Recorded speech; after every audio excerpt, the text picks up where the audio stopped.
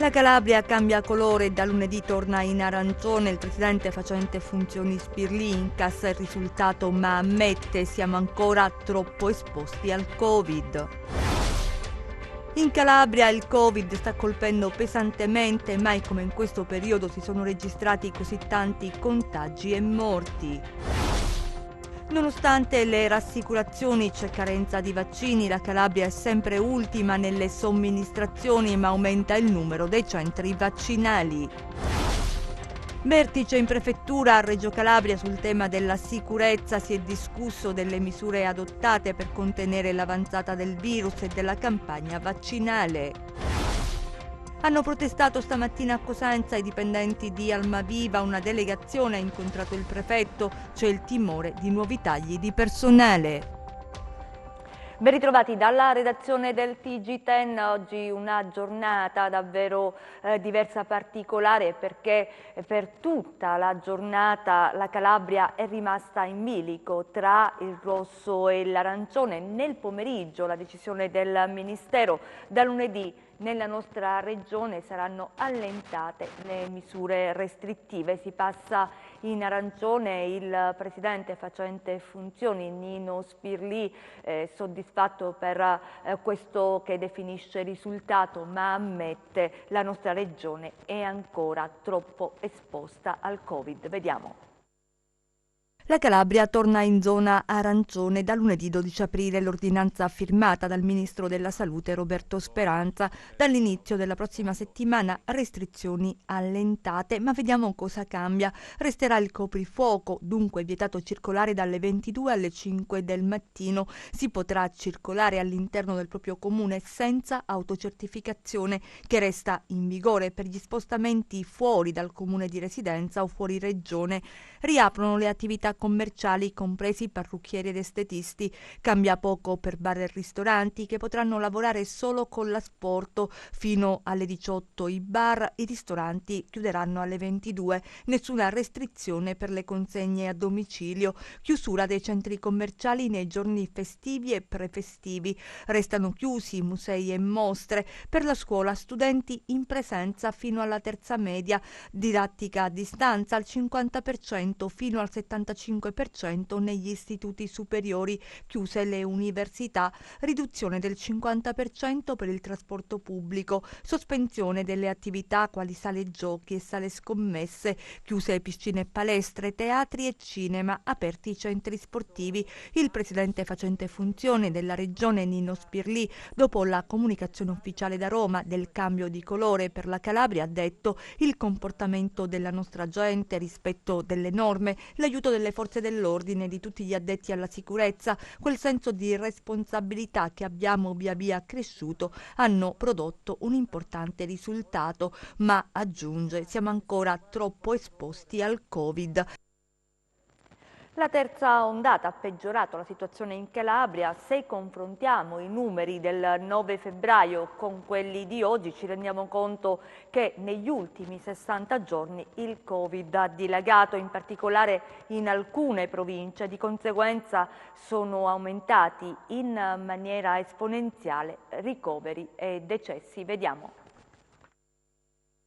La terza ondata è una piena per la Calabria, o almeno per gran parte della regione. Se confrontiamo i numeri del 9 febbraio 2021 con quelli di oggi, ci rendiamo conto che negli ultimi 60 giorni la situazione del contagio è precipitata. Cominciamo dal numero delle persone risultate positive, passate da 34.521 a 50.099, con un saldo di 15.578 casi. Naturalmente il dato si riflette anche sulla pressione ospedaliera e sui decessi. 2 mesi fa a Cosenza i casi attivi erano 2.860, 55 il reparto a Cosenza, 15 a Rossano, 4 ad Acri, 5 a Cetraro, 7 all'ospedale da campo e 8 in terapia intensiva. 269 erano i deceduti.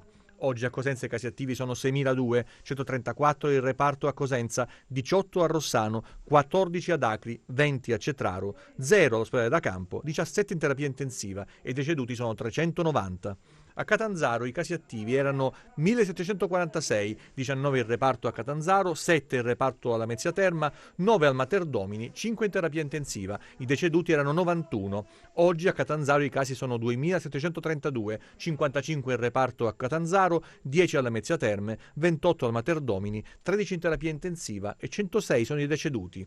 A Crotone i casi attivi all'epoca erano 128, 10 in reparto e 43 erano i deceduti. Oggi invece sono 1051 i casi attivi, 43 in reparto e 60 i deceduti. A Vibo Valentia il 9 febbraio i casi attivi erano 482, con 14 ricoverati e 45 deceduti. Oggi invece i casi attivi sono 434, 17 ricoverati e 73 deceduti.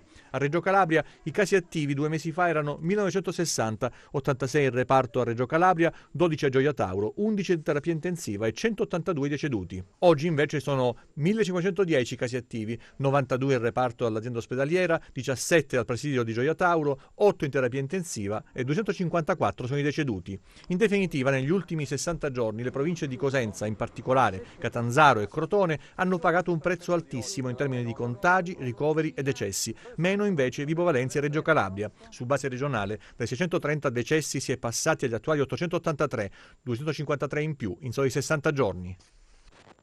Abbiamo visto i dati degli ultimi mesi in linea, dobbiamo dire, con il bollettino di oggi, nonostante la zona arancione da lunedì. Oggi il bollettino registra più di 500 nuovi contagi e 7 decessi. Vediamo.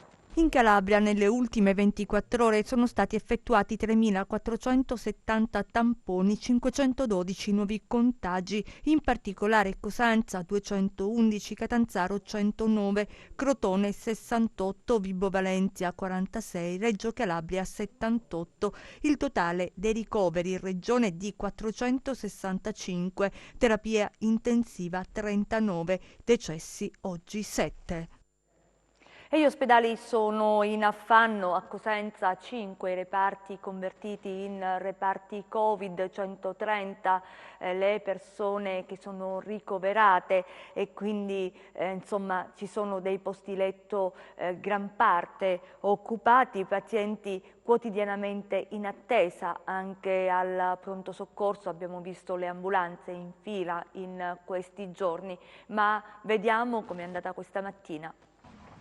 Sono le ore 11 del 9 aprile. Si respira un'aria tesa, sospesa tra la paura e l'attesa all'Annunziata di Cosenza. In un silenzio quasi religioso non si può non notare il via vai incessante di ambulanze che quasi, ci racconta la guardia all'entrata del pronto soccorso, non ci si fa più caso perché si è perso il conto.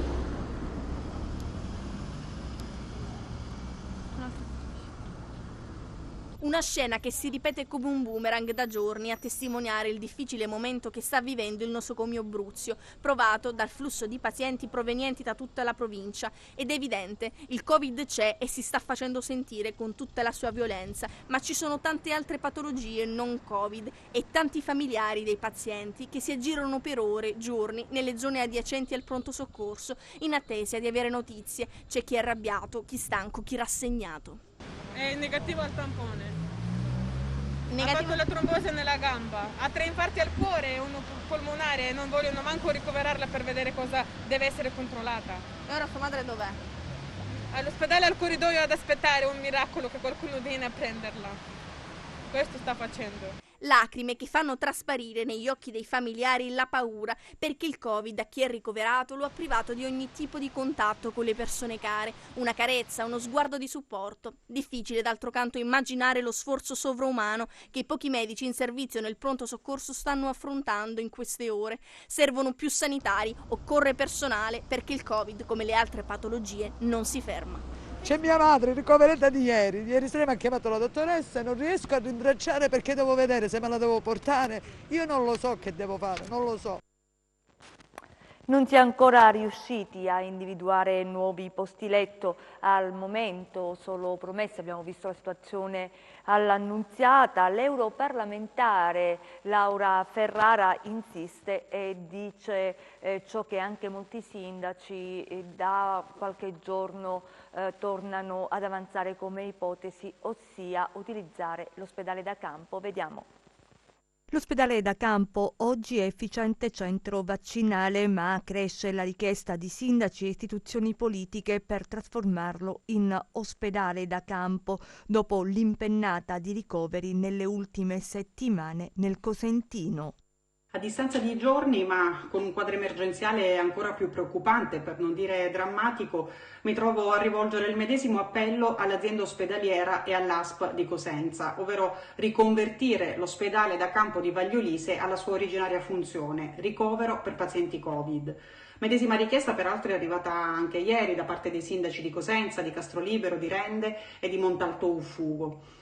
I servizi dell'hub provinciale saranno ulteriormente compressi a causa dell'emergenza e un altro reparto verrà convertito in reparto Covid, ovvero quello di ortopedia. La situazione attuale è chiaramente effetto delle scelte scellerate del passato. Aver chiuso presidi ospedalieri territoriali ha di fatto appesantito il carico dell'Annunziata, che oggi, fra le altre cose, diventa principale centro Covid della provincia. Il personale dell'hub, già sottodimensionato per l'ordinario, in questa fase è giustamente stremato. Il pronto soccorso è al collasso fra pazienti Covid e non. Insomma, una situazione insostenibile a cui bisogna dare una risposta immediata. L'ospedale militare in questa fase di forte recrudescenza del virus in provincia deve ospitare i pazienti Covid. Questo chiaramente non vuol dire rallentare con la campagna vaccinale, la quale deve continuare a tamburo battente, coinvolgendo sempre di più anche le amministrazioni comunali che già nella prima fase hanno dato dimostrazione di poter mettere a punto una logistica appropriata alla situazione. Ci spostiamo a Catanzaro per la situazione di emergenza nel carcere, circa 90 i contagiati e si sono registrati anche 2 decessi. Vediamo.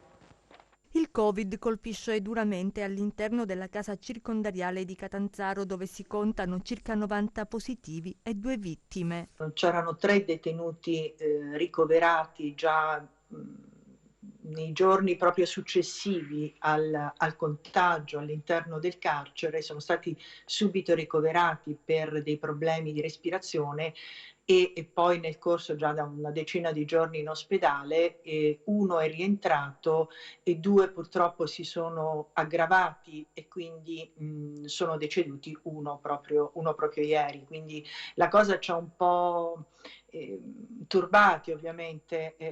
La morte è sempre una cosa negativa, ma quando colpisce un detenuto, guardi, lo dico da cittadina ma anche da direttore di un istituto, ti lascia quell'amaro in bocca quasi di più, no? Perché c'è una situazione, una vita di sofferenza all'interno del carcere. Poi soprattutto il pensiero va alle famiglie, no? Che non hanno potuto vedere, che da un anno non vedono i loro familiari reclusi, perché ovviamente in questa situazione che viviamo all'esterno è evidente che si ripercuote all'interno del carcere. Una situazione che sta mettendo a dura prova i detenuti, gli agenti di polizia penitenziaria, gli stessi amministrativi. Nell'emergenza anche le sezioni vengono indicate con nomi diversi, ma da oggi arriva, anche se flebile, qualche segnale positivo. La nota positiva di questa mattina è che dei detenuti positivi primi, quindi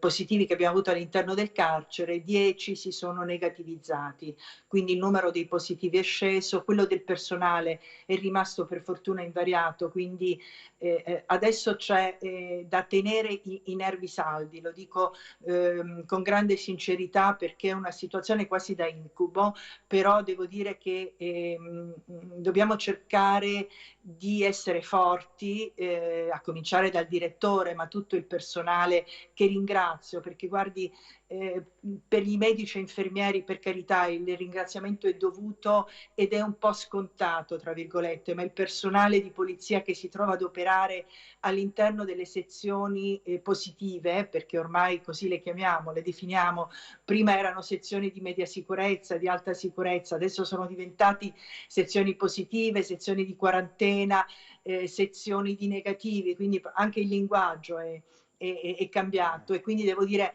mettendo a rischio la propria persona e le loro famiglie, ecco, io un pensiero, devono essere sottolineate certe cose. Un altro aspetto positivo è la vaccinazione che è iniziata all'interno del carcere dai primi di marzo e sta proseguendo sia per il personale che per i detenuti, quindi i tamponi anche a tappeto, per cui le dico, la mattina c'è una squadra di medici che fanno le vaccinazioni, una squadra che fa i tamponi, in tutto questo l'ansia, la paura. Sul fronte vaccini, nonostante le rassicurazioni, c'è carenza di fiale. La Calabria è sempre ultima nelle somministrazioni, ma questa sarebbe la buona notizia, aumentano i centri vaccinali. Vediamo. Migliora, anche se di poco, la percentuale in Calabria delle dosi di vaccino somministrate. Oggi siamo al 68,8%. Su 461.590 dosi consegnate, infatti, ne sono state somministrate 317.557. Da parte, dunque, ci sono circa 144.000 dosi. Dal report quotidiano del Ministero si evince inoltre che la categoria altro, con 90.653 dosi inoculate, ha quasi raggiunto quella degli over 80, con 90.781 somministrazioni. Certo, nella categoria altro, al centro di molte polemiche, ci sono anche persone fragili o vulnerabili, ma il dubbio che sia stato inserito anche qualche furbetto rimane. Vedremo se gli elenchi richiesti anche dalla Commissione parlamentare antimafia verranno consegnati, ma intanto continuano le difficoltà per accedere alla piattaforma di Poste Italiane per la prenotazione. Quotidianamente riceviamo segnalazioni da parte di persone affette da diverse patologie oppure over 70 che non riescono a prenotare. Molti anziani inoltre hanno bisogno di essere aiutati nelle operazioni perché magari non hanno dimestichezza con strumenti informatici, e chi riesce ad ottenere una data deve raggiungere sedi vaccinali che si trovano a centinaia di chilometri di distanza, e così ad esempio da Cosenza bisogna raggiungere Mormanno, Praia oppure Rossano Corigliano. È chiaro che per persone fragili o avanti con gli anni non è semplice spostarsi. Ogni giorno vengono inseriti in piattaforma nuovi centri vaccinali. Sul territorio cosentino ad esempio sono stati attivati altri 2 punti vaccinali per l'esattezza a Paola, uno al Palatenda, l'altro presso il presidio ospedaliero, quest'ultimo per le persone vulnerabili, e già sono numerose le prenotazioni. Ad oggi i posti disponibili sono solo a giugno. Per accelerare nella campagna vaccinale dunque è necessario aprire ulteriori centri vaccinali sui territori, ma chiaramente è tutto legato all'arrivo delle dosi di vaccino. A Siderno questa mattina il vaccino somministrato a persone fragili. Vediamo. Siamo tornati a Siderno e qui di fronte una immagine che ai telespettatori del TG10 ormai crediamo sia diventata familiare. La struttura che ha ospitato per tanti anni l'ospedale di Siderno, che è stato poi dismesso, attualmente, come abbiamo detto decine di volte, ospita ambulatori medici e uffici amministrativi. Però in piena emergenza Covid questa struttura è stata più volte considerata per fronteggiare questa situazione quasi da guerra. C'è una bellissima notizia, una novità importante. C'è un accordo tra l'ASP e ovviamente gli uffici decentrati e 2 associazioni, l'ADA e AXA Calabria, che seguono le condizioni di soggetti affetti da autismo. Ebbene, in questa struttura saranno effettuate delle vaccinazioni, 19 soggetti tra persone autistiche e familiari saranno vaccinati. Ecco, una bella cosa che nasce da un incontro tra associazioni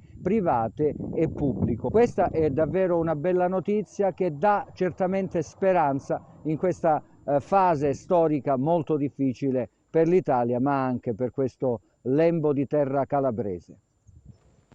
Le problematiche legate alle restrizioni per il contenimento del Covid nella zona rossa sono state al centro della riunione del Comitato per l'Ordine e la Sicurezza Pubblica che si è svolto in Prefettura a Reggio Calabria. Differenziare zone a rischio, quanto chiedono, e soprattutto rafforzare e ampliare i centri vaccinali. Vediamo.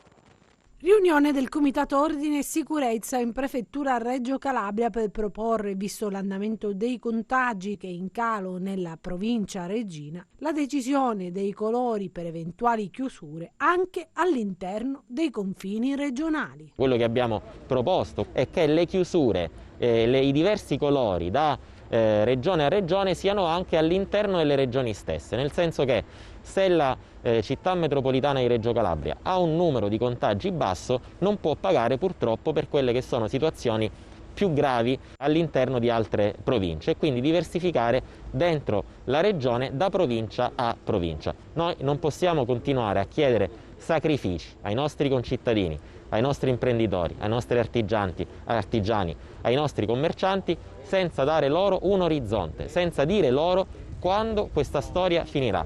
E noi potremo dare queste notizie quando sapremo come sta procedendo il piano vaccinale. Piano vaccinale che purtroppo ad oggi va a rilento, perché il numero dei vaccini è scarso, perché il numero dei posti da vaccinare è poco, perché il numero dei vaccinatori è scarso. Allora quello che noi abbiamo chiesto è che vengano attuate tutte quelle forme che possano oggi consentire di aumentare il numero delle persone oggi vaccinate e quindi aumentare i punti vaccinali. In Calabria arrivano pochi vaccini, non possiamo rassegnarci a essere ancora fanalino di coda.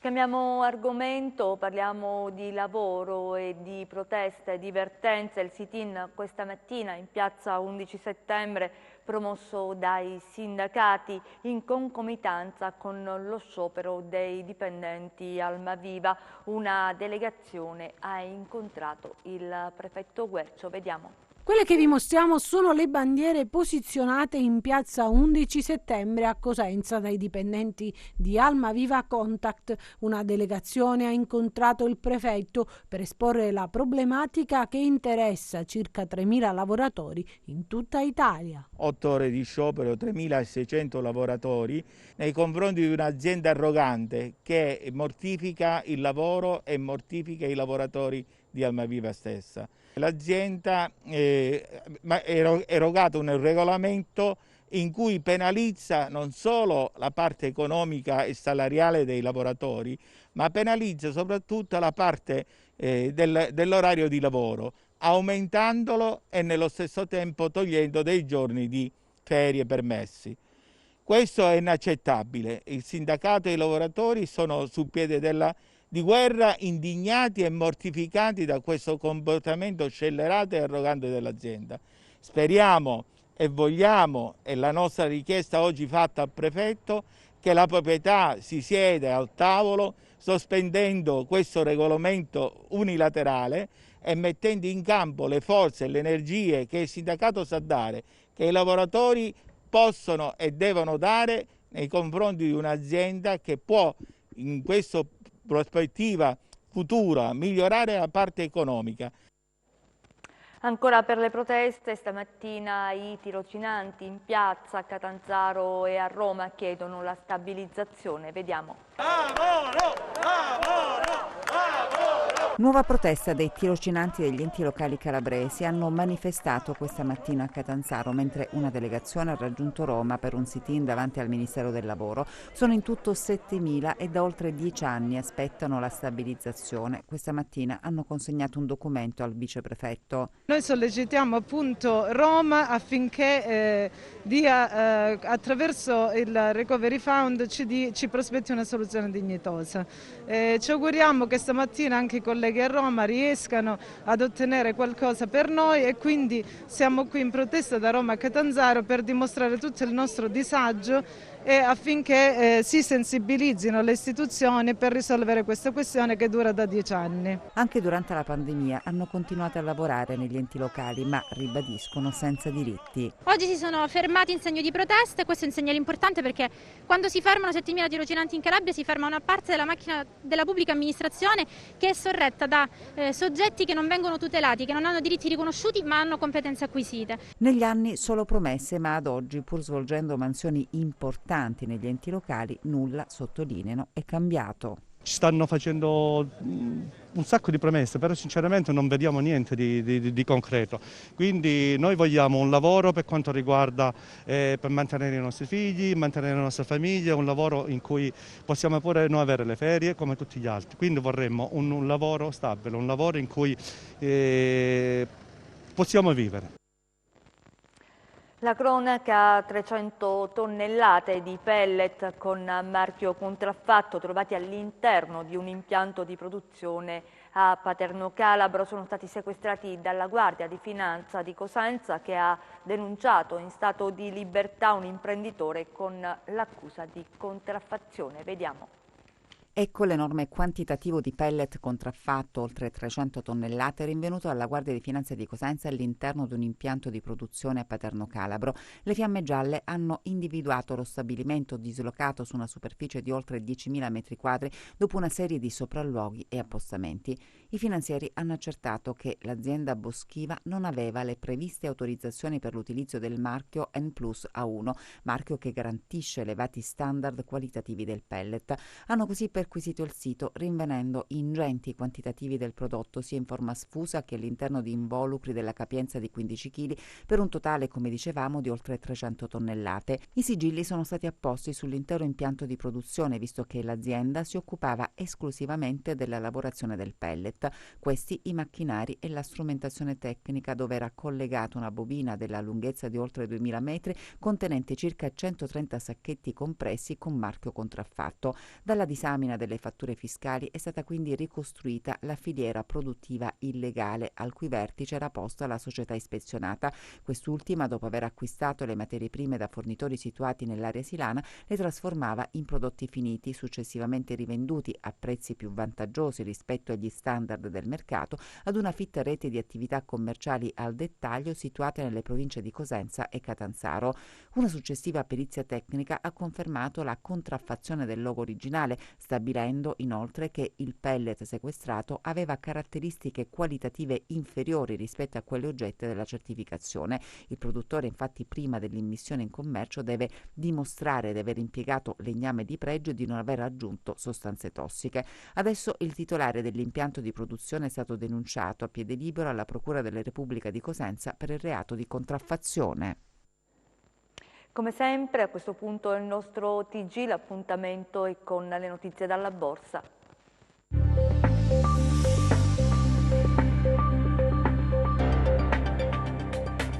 Le borse europee chiudono per lo più in calo, poco mossa a Wall Street nonostante le rassicurazioni della Fed sul mantenimento di una politica accomodante e su un eventuale intervento della Banca Centrale laddove le pressioni inflazionistiche superino la soglia di tolleranza. In giornata sono stati pubblicati i dati sui prezzi alla produzione in Cina, anch'essi in aumento, mentre in Europa hanno deluso le aspettative i numeri sulla produzione industriale di Germania e Francia, le due principali economie della regione, rimarcando l'impatto delle restrizioni legate al Covid su alcuni settori. Proseguono le campagne di vaccinazioni con oltre 700 milioni di dosi somministrate in tutto il mondo, anche se i dubbi su AstraZeneca hanno parzialmente rallentato il ritmo delle immunizzazioni. Così il FTSE MIB chiude in flessione dello 0,6%, sotto la parità come il FTSE 100 di Londra a meno 0,4% e l'Ibex 35 di Madrid a meno 0,8%. Resistono il DAX di Francoforte a più 0,2% e il CAC 40 di Parigi a più 0,1%. A New York avanzano leggermente il Dow Jones a più 0,2% e l'S&P 500 a più 0,1%. Arretra il Nasdaq a meno 0,1%.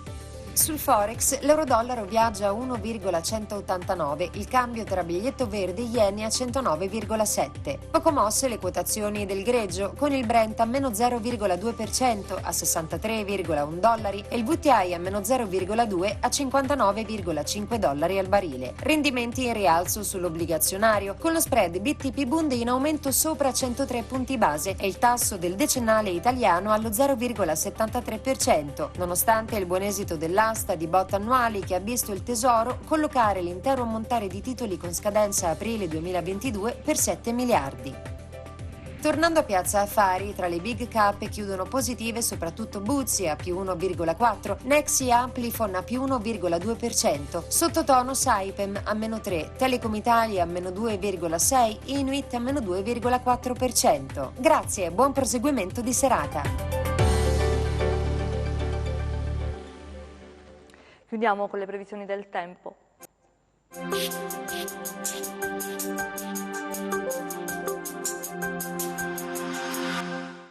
Ben ritrovati da Meteo in Calabria. Un promontorio anticiclonico in rinforzo sul Mediterraneo centro-occidentale garantirà tempo stabile con graduale rialzo delle temperature. Passiamo alle previsioni in dettaglio.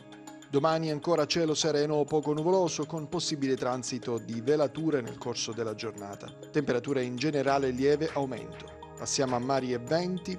Domani venti deboli o regime di brezza sul Tirreno centro-settentrionale con mare quasi calmo poco mosso.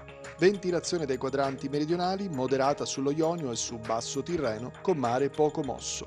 Per ulteriori approfondimenti vi rimando al sito www.meteoincalabria.com e alla nostra pagina Facebook Meteo in Calabria. È tutto, ci fermiamo qui, grazie per essere stati con noi, grazie a regia Michele Cava, in messa in onda Giuseppe Costanzo, noi vi auguriamo un buon proseguimento.